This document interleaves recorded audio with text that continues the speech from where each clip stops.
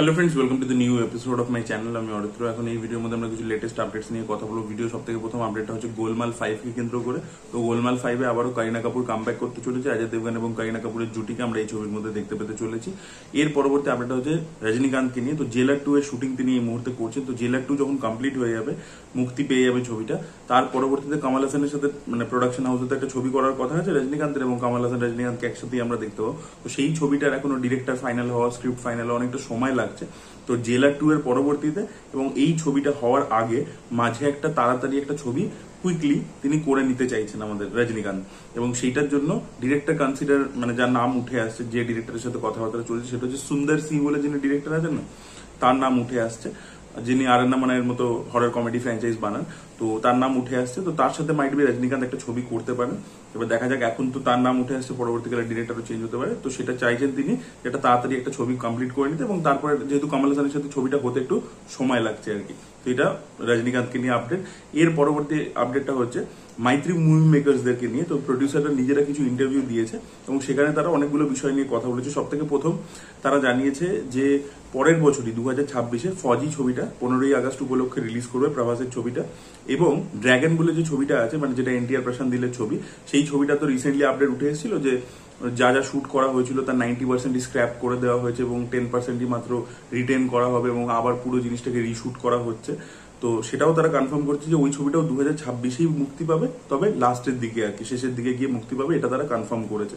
এই দুটো কনফার্মেশন তারা দিয়েছে। এছাড়া তারা বলেছে যে তারা প্রথম তামিল ছবি বানিয়েছিল হচ্ছে গুড ব্যাড অ্যান্ড আগলি। এবার ওই ছবিটার ক্ষেত্রে একটা প্রবলেম হয়েছিল যে ইলাইয়ারাজা ছবিটার উপর কেস করেছিল, এবং সেই কারণে নেটফ্লিক্স থেকে মাঝখানে ছবিটাকে সরিয়ে দেওয়া হয়েছিল গুড ব্যাড অ্যান্ড আগলি। তো তিনি বলেছেন যে আমরা তো প্রত্যেকটা গান, যে পুরোনো গান ব্যবহার করেছি ছবির মধ্যে, সেগুলো প্রত্যেকটা রাইটস কিনেছিলাম সোনি মিউজিকের কাছ থেকে। তো the problem is between the producer, Sony music and Ilaiyaraaja. ঠিক আছে, তো এদের দুজনের মধ্যে প্রবলেম, তাদের আর কি শর্ট আউট হবে। এখন মাঝখানে নেটফ্লিক্স থেকে যে বেরিয়ে গেছিল আবারও ফেরত এসছে, বাট সেই গানগুলোকে রিপ্লেস করে দেওয়া হয়েছে। বাট 16ই অক্টোবর ভার্ডিক্ট বেরিয়ে যাবে, এবং তারা আর কি ওই গানগুলোকে, পুরোনো যে গানগুলো ছিল সেগুলোকেই রাখবে আর কি, বিকজ তারা রাইটস কিনেছে। এবার সোনি মিউজিক ইলাইয়ারাজার সাথে কি সেটেলমেন্ট করবে সেটা তারা জানে না। এছাড়া তারা গুড ব্যাড নাগলির ব্যাপারে বলেছে যে তাদের প্রথম তামিল ছবি ছিল, তার আগে তো মেনলি তারা তেলেগু প্রডিউসার্স, বাট সেই ছবিটাতে অজিত কুমারের বড়সড় একটা কামব্যাক হয়েছে বক্স অফিসে। ছবিটা বক্স অফিসে অনেক টাকা রোজগার করেছে, বাট তারা ব্যাক এন্ডে অত টাকা পায়নি, বিকজ বাজেট বেশি ছিল।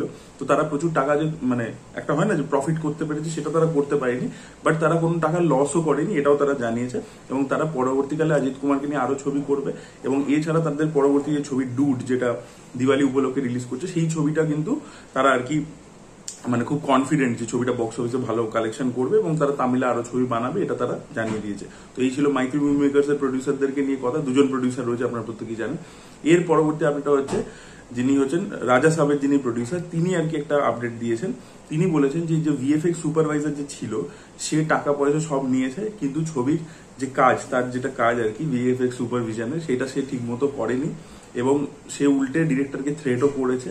এবং তারই কারণে এই যে এপ্রিল মাসে যে রিলিজ ডেটটা ছিল 2025-এ, কিন্তু এপ্রিলে ছবিটা মুক্তি পাওয়ার কথা ছিল, সেই কারণে রিলিজ ডেটটা তারা আর কি লক করতে পারেনি, সেই রিলিজ ডেটটা তারা মিস করেছে। এবং ছবিটা যে পুরো 2025টাতে এলো না, এবং 2026-এ সংক্রান্তিতে যাচ্ছে, সেই কারণেই যাচ্ছে, ভিএফএক্স সুপারভাইজারের ফল্টের জন্যই যাচ্ছে, এটা প্রডিউসার জানিয়েছেন। এবং দেখা যাক, রাজা সাহেবের ট্রেলার তো দুর্দান্ত একটা রিসেপশন পেয়েছে, তা তো নয়। এবার দেখা যাক ছবিটা বক্স অফিসে, সংক্রান্তিতে তেলেগু ছবি ভালো পারফর্ম করে, এবার দেখা যাক এই ছবিটা কিরকম পারফর্ম করে, সেটাই দেখার মতো বিষয় হবে। ভিডিও পরবর্তী আপডেটটা হচ্ছে কান্থার ট্রেলারকে কেন্দ্র করে 2 মিনিট 53 সেকেন্ড একটা কান্থার ট্রেলার, যেহেতু দুলকার সালমান এবং ভাগ্যশ্রী বোরসে রয়েছে, যেটা একটা টিজার টাইপের এসেছিল, যেটা খুবই দারুণ ছিল। তো খুব শীঘ্রই একটা ট্রেলার আসতে চলেছে। এবার দেখা যাক মেকার্সরা ট্রেলারটা কবে নিয়ে আসে এবং এই ট্রেলারটা কিরকম হয়। আমি তো আশা করছি খুবই ভালো হবে। যে ডিরেক্টর, যিনি অ্যাটলি অ্যাসিস্ট্যান্ট ছিলেন সেলভামানি সেলভারাজ, যিনি এর আগে একটা বীরাপ্পানকে নিয়ে ডকুমেন্টারি বানিয়েছেন নেটফ্লিক্সে, যেটা ব্যাপক ছিল আর কি। মাঝে আপডেট উঠে এসেছিল না যে রণবীর সিং, ববি দেওল এবং শ্রীলীলা মিলে একটা সিনেমা করেছে, সিনেমার শুটিং কমপ্লিট হয়ে গেছে, অ্যাকশন প্যাকড ছবি হবে। অ্যাকচুয়ালি তো ওটা সিনেমা নয়, ওটা বেসিক্যালি চিংস এর অ্যাড আর কি। তার মধ্যে আমরা শ্রীলীলা, ববি দেওল এবং রণবীর সিংকে দেখতে পাচ্ছি, এবং এই অ্যাডটা ডিরেক্ট করেছে অ্যাটলি, ওটার মধ্যে হাই স্কেল অ্যাকশন ইত্যাদি দেখতে পাবো। চিংসের রাইড আপনারা জানেন চিরকালী অ্যাকশন ইত্যাদি দেখিয়ে আছে, এবারও তাই দেখতে পাবো এবং সেটারই আর কি শুটিং ছিল এবং রিসেন্টলি মেকার্সরা পোস্টারও রিলিজ করেছে আর কি। তো খুব শীঘ্রই এই অ্যাডটা আমরা দেখতে পেতে চলেছি। ভিডিও পরবর্তী আপডেটটা হচ্ছে দৃশ্যম 3 কে কেন্দ্র করে তো অজয় দেবগন নিজে কনফার্ম করেছেন যে এই যে অ্যানাউন্সমেন্ট টিজারটা যেটা 2 অক্টোবর উপলক্ষে আসার কথা ছিল সেটা এবার ডিসেম্বরে আসতে চলেছে। আপনারা প্রত্যেকে জানেন 2 অক্টোবর কেন আসেনি, বিকজ মালায়ালাম প্রডিউসারদের সাথে তাদের ঝামেলা হয়ে গেছে। মালায়ালাম যতক্ষণ কোনো কন্টেন্ট আসছে না ততক্ষণ তারা কোনো কন্টেন্ট হিন্দি মেকার্সরা আনতে পারবে না। সেই কারণের জন্য টিজারটা রেডি থাকা সত্ত্বেও, সেন্সরশিপ করানো হয়ে যাওয়া সত্ত্বেও রিলিজ তারা করতে পারেনি। তো ডিসেম্বরে আসবে, অজয় দেবগন এটা নিজে কনফার্ম করেছেন। ভিডিও পরবর্তী আপডেট হচ্ছে জয়দেব এলাহাবাদের আপকামিং ছবি কেন্দ্র করে, যে ছবিটার নাম হতে চলেছে হাওয়াই ফায়ার বলে। তো অ্যাকশন হিরো বলে একটা ছবি এলো না আয়ুষ্মান খুরানা জয়দেব এলাহাবাদের, তো সেই ছবির যিনি রাইটার ছিলেন তিনি আর কি এই ছবিটা ডিরেক্ট করতে চলেছেন। এবং এই যে রাইটার তিনি তেরে ইশক মে বলে যে ছবিটা আসছে আমাদের ধানুষের, সেই ছবিটাতেও রাইটার হিসেবে কাজ করেছেন। ওনার নাম হচ্ছে নীরাজ যাদব বলে। ভিডিও পরবর্তী আপডেটটা হচ্ছে আফরান নিশোর আপকামিং ছবি দমকে কেন্দ্র করে। তো এই ছবির মধ্যে আফরান নিশো এবং চট্টল চৌধুরী থাকতে চলেছেন। অক্টোবরের শেষ থেকে কাজাকিস্তানে এই ছবির শুটিং শুরু হবে। ছবির মধ্যে একটা ফিমেল চরিত্র ছিল, যে চরিত্রটার জন্য মেকার্সরা অ্যাপ্রোচ করেছিল জয় আহসানকে, বাট তিনি আনফর্চুনেটলি এই চরিত্রটা করছেন না।